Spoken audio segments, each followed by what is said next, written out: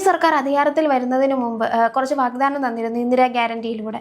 അത് UDF സർക്കാർ അധികാരത്തിന് വന്നതിന് ശേഷം കുറച്ചൊക്കെ പ്രാബല്യത്തിൽ വന്നു. ഇപ്പോൾ 3000 രൂപ ക്ഷേമ പെൻഷൻ അനുവദിക്കും, ഉടൻ തന്നെ അത് പ്രഖ്യാപിക്കുമെന്ന് VD സതീശൻ പ്രഖ്യാപിച്ചിരിക്കുകയാണ്. അപ്പം അതും കൂടെ വന്നു കഴിഞ്ഞാൽ ജനങ്ങൾക്ക് കൊടുത്തതിൻ്റെ വാഗ്ദാനത്തിൽ കുറച്ചായി, പകുതിയായി എന്ന് തന്നെ പറയല്ലേ? കഴിഞ്ഞ ദിവസങ്ങളിൽ പ്രതിപക്ഷമടക്കം അല്ലെങ്കിൽ മറ്റു രാഷ്ട്രീയ പാർട്ടികൾ അല്ലെങ്കിൽ എതിർ ചേരിയിൽ നിന്നുള്ളവർ ഏറ്റവും കൂടുതൽ വിമർശനം ഉന്നയിച്ചത് ഈ കഴിഞ്ഞ ദിവസം VD സതീശനെ അവതരിപ്പിച്ച ആ ഒരു ബജറ്റിൽ ക്ഷേമ പെൻഷന് വേണ്ടിയോ അല്ലെങ്കിൽ ആരോഗ്യ ഇൻഷുറൻസിന് വേണ്ടിയോ പ്രത്യേക പരാമർശനം ഉണ്ടായില്ല, അല്ലെങ്കിൽ അതിന് തുക നീക്കി വെച്ചിട്ടില്ല എന്നായിരുന്നു. പക്ഷെ അവരുടെ എല്ലാം വായടപ്പിച്ചുകൊണ്ട് തന്നെ പിറ്റേ ദിവസം മുഖ്യമന്ത്രിയുടെ അല്ലെങ്കിൽ അന്ന് തന്നെ മുഖ്യമന്ത്രിയുടെ ഇത് ഉറപ്പ് വന്നു. അതായത് 3000 രൂപ ക്ഷേമ പെൻഷനും ആരോഗ്യ ഇൻഷുറൻസായി 25 ലക്ഷം രൂപയുടെ ആരോഗ്യ ഇൻഷുറൻസും അത് ഉറപ്പായിരിക്കും. അത് ഉടനെ തന്നെ പ്രാബല്യത്തിൽ വരുമെന്ന് പ്രകടന പത്രികയിൽ കൊടുത്തിരിക്കുന്ന വാഗ്ദാനങ്ങൾ പാലിക്കാനുള്ളതാണെന്ന് ഇതിനോടകം അല്ലെങ്കിൽ ഒരു മാസത്തിനുള്ളിൽ തന്നെ തെളിയിച്ച സർക്കാരാണ് UDFൻ്റേത്. അപ്പോൾ അതിനു വേണ്ടി മാത്രം പ്രത്യേകിച്ചൊരു ഉറപ്പ് നൽകേണ്ടതില്ല എന്നുള്ളൊരു കോൺഫിഡൻസിലാണ് മുഖ്യമന്ത്രിയുടെ ഇന്നലത്തെ അല്ലെങ്കിൽ കഴിഞ്ഞ ദിവസത്തെ ഒരു പെർഫോമൻസ് തന്നെ വന്നത്. ബി ജോയ് ഇന്നലെ ഒരു പ്രസ്താവന നടത്തി. അതായത് ഞങ്ങളുടെ അവസ്ഥ വരരുത്, അതായത് LDF സർക്കാരിൻ്റെ അവസ്ഥ വരരുത്. നമുക്കറിയാം 2016 കയറിയപ്പം 2000 രൂപക്കാന്ന് പറഞ്ഞു. 1500 നിന്ന് 2021 ആയപ്പോഴത്തേക്ക് 200 രൂപ വർദ്ധിപ്പിച്ച് 1700-800 രൂപയാക്കി. പിന്നെ ഇപ്പം പകുതിയൊക്കെ ആയപ്പോഴാണ് 2000 ആക്കിയത്. അത് ഇലക്ഷൻ സമയമാകുമ്പോൾ മാത്രം പ്രകടന പത്രികയിൽ പറഞ്ഞ കാര്യങ്ങൾ പ്രാബല്യത്തിലാക്കി വരികയായിരുന്നു ഇത്രയും നാൾ LDF ചെയ്തിരുന്നത്.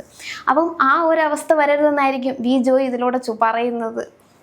അതായത് പ്രതിപക്ഷം പ്രധാനമായിട്ടും ഈ ഒരു സർക്കാരിനെതിരെ ആരോപണം ഉന്നയിച്ചത് പ്രകടന പത്രിക വാഗ്ദാനങ്ങൾ നിരസിച്ച് അല്ലെങ്കിൽ അതിലെ മറികടന്നതോടെ അല്ലെങ്കിൽ അത് പാലിക്കപ്പെടാതിരുന്നതോടെ അവരുടേതായിട്ടുള്ള UDF അവരുടെ വാക്കുകൾ ലംഘിച്ചിരിക്കുകയാണ്, അല്ലെങ്കിൽ അവർക്ക് ഭരണപക്ഷത്ത് തുടരാൻ അവകാശമില്ല എന്നുള്ള രീതിയിലുള്ള ആരോപണങ്ങളായിരുന്നു ഉന്നയിച്ചു കൊണ്ടിരുന്നത്. കഴിഞ്ഞ ദിവസം നമ്മുടെ ഇടത് MLA ആയ വി ജോയ് പറഞ്ഞത് ഞങ്ങളുടെ അവസ്ഥ നിങ്ങൾക്ക് വരരുത് എന്ന് മാത്രമാണ്. അതായത് സ്വയം മനസ്സിലാക്കി ക്ഷേമ പെൻഷൻ കൊടുത്തിട്ടില്ല, അതായത് ഇവർ ഈ ഒരു 2000 രൂപ അല്ലെങ്കിൽ 2500 രൂപയാക്കുമെന്ന് പ്രകടന പത്രികയിൽ സൂചിപ്പിച്ചിരുന്നു. അങ്ങനെയാണ് രണ്ടാം പിണറായി സർക്കാർ അധികാരത്തിൽ വരുന്നത്. ഇതുപോലെ ഇവരുടെ തിരഞ്ഞെടുപ്പ് വാഗ്ദാനങ്ങൾ പാലിക്കാത്തതിന് ഒരു ആഫ്റ്റർ എഫക്റ്റാണ് ജനങ്ങൾ 35 സീറ്റ് നൽകി ഇപ്പോൾ ഒരു പ്രതിപക്ഷത്ത് ഇരുത്തിയിരിക്കുന്നത്. ഈ ക്ഷേമ പെൻഷൻ കൊടുക്കുന്നതിലൂടെയോ അല്ലെങ്കിൽ മറ്റ് ആനുകൂല്യങ്ങൾ കൊടുക്കുന്നതിലൂടെയോ അല്ല ഈ ഒരു പുതിയ സർക്കാർ അല്ലെങ്കിൽ ഈ ഒരു തുടർച്ച വരുന്നത് എന്ന് ഇവർക്കിപ്പോൾ ഏകദേശം മനസ്സിലായിട്ടുണ്ട്. പക്ഷേ ഈ ക്ഷേമ പെൻഷൻ മൂലം മാത്രമല്ലല്ലോ ഇവരുടെ തോൽവിക്ക് കാരണം. അതും കൂടെ വി ജോയി കുറച്ച് സമയം കഴിയുമ്പോൾ മനസ്സിലാക്കുമായിരിക്കും. അവരുടെ ഭരണത്തിൻ്റെയും കൂടെ ഒരു എതിർപ്പുണ്ടായിരുന്നു. അതാണ് 99 നിന്ന് ഒറ്റയടിക്ക് പകുതി പോലും ഇല്ലാതെ 35 എത്തിയതെന്ന് കുറച്ച് കഴിയുമ്പോൾ അവർക്ക് മനസ്സിലാവും. അല്ല, അവർക്ക് ഈ ഭരണവിരുദ്ധ വികാരമുണ്ടെന്ന് ഇതുവരെയായിട്ടും അംഗീകരിക്കാൻ കഴിഞ്ഞിട്ടില്ല. 1-2 നേതാക്കൾ മാത്രമാണ് അതങ്ങനെയൊന്നും ചെയ്തു കൂടായിരുന്നു അല്ലെങ്കിൽ പറഞ്ഞ കാര്യങ്ങളെല്ലാം ചെയ്തെങ്കിലും ജനങ്ങൾക്ക് ദ്രോഹം ചെയ്താൽ ജനങ്ങൾ വോട്ട് മാറ്റി നൽകും എന്നുള്ള ഒരു ബോധോദയം 1-2 പേർക്ക് മാത്രമേ വന്നിട്ടുള്ളൂ. പക്ഷേ ഇപ്പോഴും ഭൂരിപക്ഷം നേതാക്കളും വിശ്വസിക്കുന്നത് UDF ജയിച്ചുകൊണ്ടാണ് ഞങ്ങൾ പരാജയപ്പെട്ടത്, അല്ലാതെ ഭരണവിരുദ്ധ വികാരം കൊണ്ടല്ല എന്നാണ് ഇപ്പോഴും പ്രധാനപ്പെട്ട നേതാക്കൾ വിശ്വസിക്കുന്നതും അണികളെ പറഞ്ഞ് വിശ്വസിപ്പിക്കുന്നതും.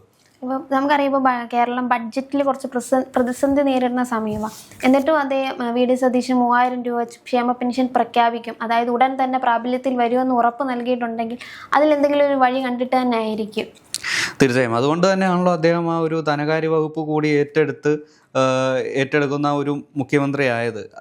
നമ്മളുടെ എന്താ പറയുക, വരവ് ചെലവ് പോലുള്ള കാര്യങ്ങളെല്ലാം അല്ലെങ്കിൽ നികുതി അടക്കമുള്ള കാര്യങ്ങളെല്ലാം ബാലൻസ് ചെയ്ത് അതിൽ നിന്നുള്ള ഒരു റവന്യൂ, നികുതിയിൽ നിന്നുള്ള ഒരു റവന്യൂ ഈ ഒരു ക്ഷേമ പെൻഷന് വേണ്ടി മാറ്റിവെച്ച് അങ്ങനെയായിരിക്കും ഈ ഒരു സർക്കാരിൻ്റെ ഒരു ബാലൻസിങ് കൊണ്ടുപോകുക. അല്ലാതെ മുൻ സർക്കാർ പറഞ്ഞ പോലെ മദ്യവിമുക്തമായ കേരളം പ്രദാനം ചെയ്യുന്നു അല്ലെങ്കിൽ അതിനുവേണ്ടി ഞങ്ങൾ പ്രയത്നിക്കുമെന്ന് പറഞ്ഞ് മുമ്പുണ്ടായിരുന്ന അല്ലെങ്കിൽ 10 വർഷം മുമ്പുണ്ടായിരുന്ന ബാറിൻ്റെ ഇരട്ടിയുടെ എണ്ണം വർദ്ധിപ്പിച്ച് അങ്ങനെ അതിൽ നിന്നുള്ളൊരു നികുതി പിഴിഞ്ഞ് കാലം കഴിക്കേണ്ട ഒരു അവസ്ഥ ഈ ഒരു പുതിയ സർക്കാരിനില്ല. പിന്നെ ഈ പറഞ്ഞൊരു മറ്റൊരു കാര്യമാണ് മറ്റേ ആരോഗ്യ ഇൻഷുറൻസ്, ഉമ്മൻചാണ്ടി ആരോഗ്യ ഇൻഷുറൻസ്. നമുക്കറിയാം ഇന്ന് ഈ നമുക്കൊരു ഒരു അസുഖം വന്നാൽ തീരാവുന്നതുള്ള നമ്മുടെ സമ്പാദ്യം എന്നുള്ളത്.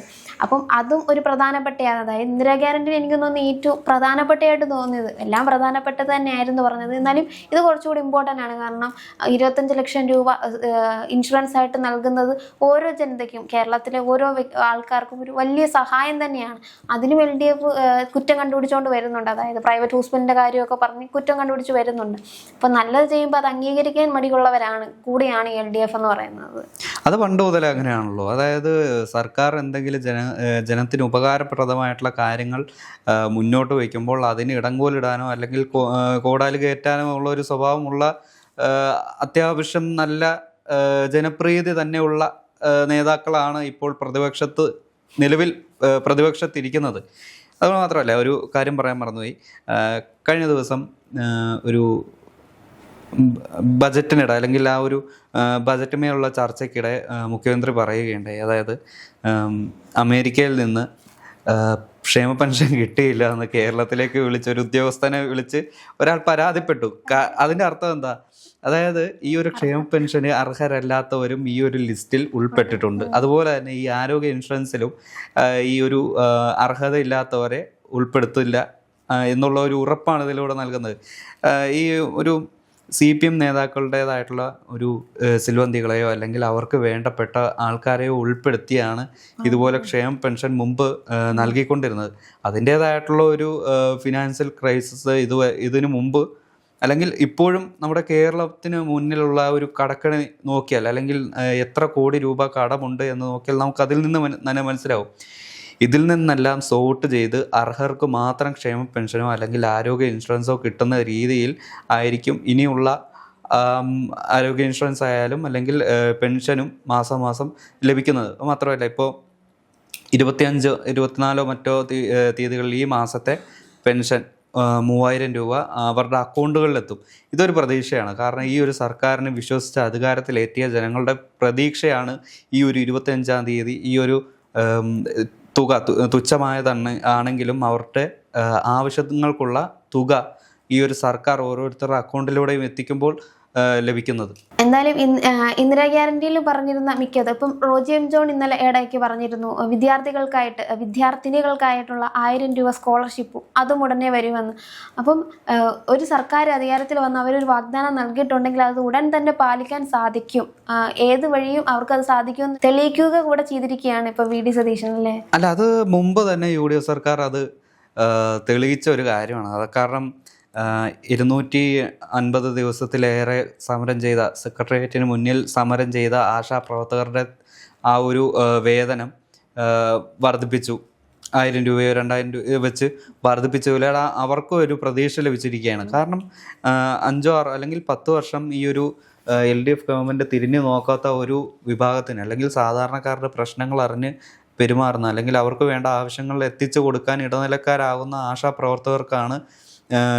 ആശാപ്രവർത്തകർക്കെതിരെയാണ് ഈ LDF ഗവൺമെൻറ് മുമ്പ് ഒരു മുഖം തിരിച്ചതും അല്ലെങ്കിൽ അവരുടെ ആ ഒരു ബുദ്ധിമുട്ടൊന്നും അറിയാതിരുന്നത്.